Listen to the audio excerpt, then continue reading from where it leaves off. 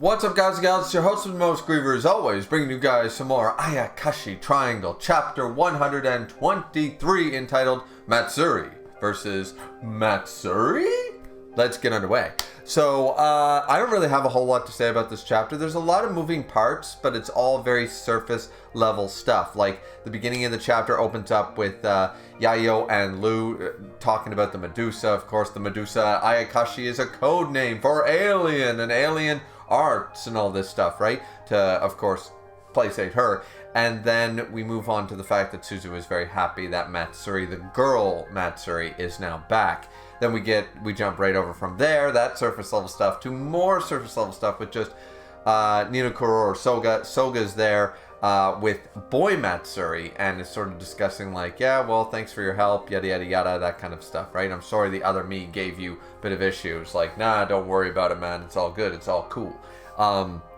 So we had that element to it, which also includes a moment where Matsuri is sort of, because Matsuri is then met up with Ryo on the roof. Like, see, this is what I mean? Like, we're basically adding everyone but Shadow Mai and Garuku is in this damn chapter. Because Soga's in this chapter, Yayo and Lu are in this chapter, Ryo's in this chapter, the Matsuris, let's see, the Inner Heart, Kaede's in it, Kanade is in here, Shirogane's in here, everybody's in this chapter. So there's a lot of moving parts with not really a whole lot happening at the end of the day, because it's just surmising what we already know, right?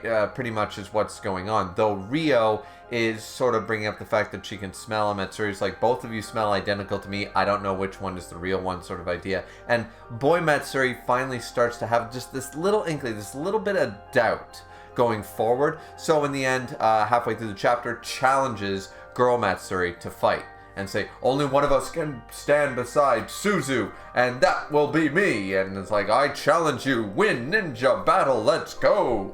And it's like, all right. So they agree to the challenge. There's some Ichi moments and stuff like that involved. Now, Inner Heart or Kanade knows, seems to know a little bit more than she's letting on, or has an idea that one of them, which is brought up by Matsuri's mother to Ryo. Ryo went to meet with Matsuri's actual mother and said, hey, which one's the real one? It's like, well, it is true that both think that each other is a fake, the other one's a fake. Well, they're both not wrong in a sense. And she's like, what do you mean? Well, one of them is definitely an Ayakashi. There's only one true physical body. That's the end of it. One of them is an Ayakashi. The problem is neither one of them know they're an Ayakashi. They both believe themselves to be the flesh and blood Ryo Matsuri Kazumaki. So going forward, that's the big thing to take away from this chapter. As I said, there wasn't really, for me personally, there wasn't really a whole lot to talk about in this chapter. The Ichi moment was, yeah, whatever. It was all surface level stuff with Yayo, Lu, for the most part, Soga and Ryo. And then, of course, it's they fight, right? So there wasn't really a whole lot to review. So when I first read the chapter, I honestly thought I had this review already out on Sunday, because I read the chapter so fast and I just said, okay, that happened. I'm like, this is going to be a really short review. Well, it's so short, in fact, that I figured that I had already done it and got it out here. So, yeah, I suppose I could have saved this one to include with chapter 124. But 124 might go in a totally different direction from the end of this chapter into the next one. It might be more dialogue heavy. There might be more stuff going on to discuss. For the most part, as I said, it's not a bad chapter. It's just very surface level stuff. Things we already know. Soga is sort of wrestling with his feelings towards Kazumaki as a friend, but also girl Kazumaki sort of makes him feel some things in a, not exactly up here, but maybe a little further down, and he doesn't know how to deal with that. Plus, puberty's hitting, all that stuff, so, you know. But we already knew that going forward. We already knew that they're hiding Ayakashi from Lu. We already know they explain it by being it's alien stuff. And we know that Yayo knows about Ayakashi. So as I said, everything that sort of happened for the first half is already pretty standard stuff. Ryo getting too familiar and too invading personal space. That's been her character since the beginning. So all that stuff leading up is fine. The battle is not exactly going as harsh as I sort of wanted. When it was first Matsuri versus Matsuri, I was thinking, okay, maybe we do this like some real deadly, like they're going for the kill. It's like, if I erase you, I will finally be the only Matsuri Kazumaki and there will be no confusion, right? Because the boy Matsuri was thinking about all the things that led up, has all the memories leading up to this point, and has all the memories, and is thinking, we promised to get together when I turn back into a boy, and it's been hours, days, whatever.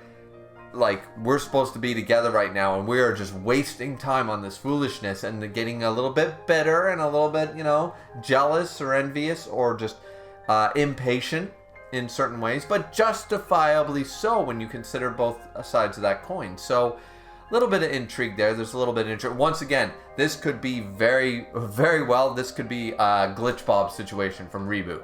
One of the best CGI shows of all time. Definitely go check it out if you haven't. It's a show from the 90s. But very similar thing happened when there was more than one of the main character. There were two, in fact. And which one was, in fact, the real one?